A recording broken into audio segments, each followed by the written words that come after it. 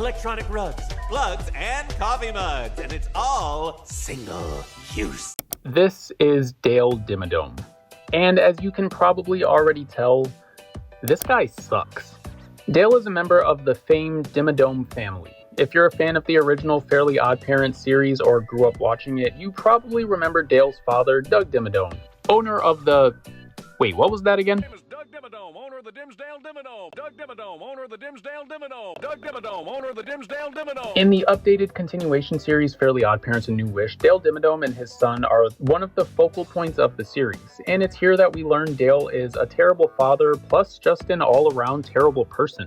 He does and says a lot of things in this series that reflect the kind of person he is, and I'm going to talk about all of it. But first, in order to talk about how bad of a person Dale Dimmadome is, we need to dive into his backstory from the original series.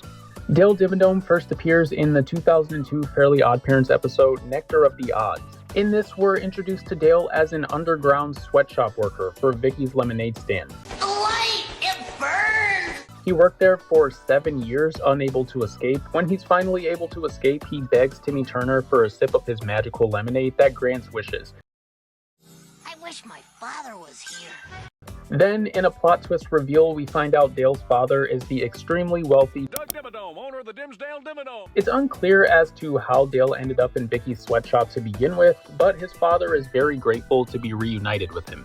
Fast forward to A New Wish. Dale is all grown up now he's rich and successful. He's followed in his father Doug's footsteps, as Doug was the owner of the Dimsdale Dimmadome, and Dale is now the owner of the Dimmadome Globadome. Although he doesn't have the charm or charisma of his father, and he certainly doesn't have his fashion sense. Dale has a mouthful of gold teeth, and not in a cool Paul Wall, Travis Scott kind of way, but more in a I wouldn't trust this man to sell me a used car kind of way.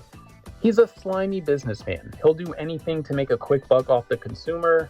One of the funniest things in season 1 is when the news is talking about Dale and they refer to him as billionaire non-philanthropist. He just lacks basic morals, which we'll go deeper into detail about in a minute, but what's most important is that Dale is a father now. Dale has a son, Dev Dimmadome.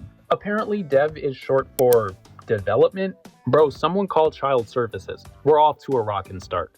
Dev is very smart and very tech-savvy, much like his father, but also much like his father, he's kind of a jerk. Early in season 1 of A New Wish, Dev is pretty much the antagonist to the main protagonist, Hazel Wells. He basically bullies her and he shudders at Hazel's desire to be a good person. Their friendship grows over time, but there's a lot of bumps in the road, and I mean pretty big bumps. Dev's personality flaws are 100% a result of poor parenting from his father Dale. Dale Dimmadome might be the worst cartoon dad on TV right now, and that's saying something with Peter Griffin still running around.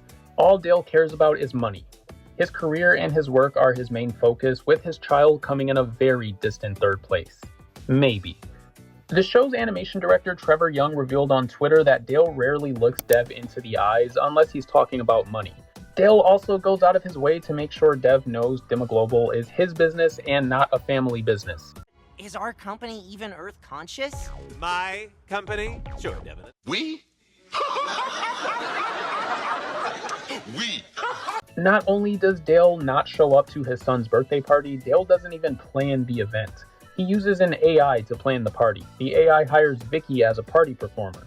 And we're going to talk more about Vicky and Dale Dimmadome in a minute because I think there's a lot of potential for a storyline between those two. But anyways, Dale doesn't plan his son's birthday party or even show up. The reason? He's working on something named Project H. Dev is clearly very upset that his father is spending all his time working on the project, but he tries to play it off, but people can tell. Specifically Hazel. Hazel is very aware of Dev's sadness around his neglectful father, and she often goes out of her way to make him happy.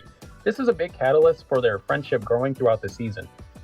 In this episode, we learn that Project H stands for Hazel, and Hazel has been Dale's project all along. Cosmo and Wanda believe that he is upset Hazel doesn't buy anything because he views everyone as dollar signs. In an earlier episode, Dale created an app to track kids' wish energy at the Founders Day Festival, but Hazel appeared as an anomaly due to Cosmo and Wanda, so he's been studying her ever since. Dev is upset that his dad has been neglecting him to focus more on Hazel, and he takes it out on her, although he's obviously misdirecting his anger that should be for his father. Because let's be honest, he wasn't going to pay attention to his son either way. It's very clear Dev just wants to be loved by his father. When Cosmo pretends to be Dale, Dev is ecstatic and almost brought to tears because he believes his father took off work to spend time with him, showing that he actually cares about him, before realizing it was just Cosmo in a disguise. Dad! It means so much that you would... Wait, who are you? Dimmadome? Look how excited he gets when his dad actually says that he's proud of him. I'm so proud of my son. You heard him, right? Everybody heard that?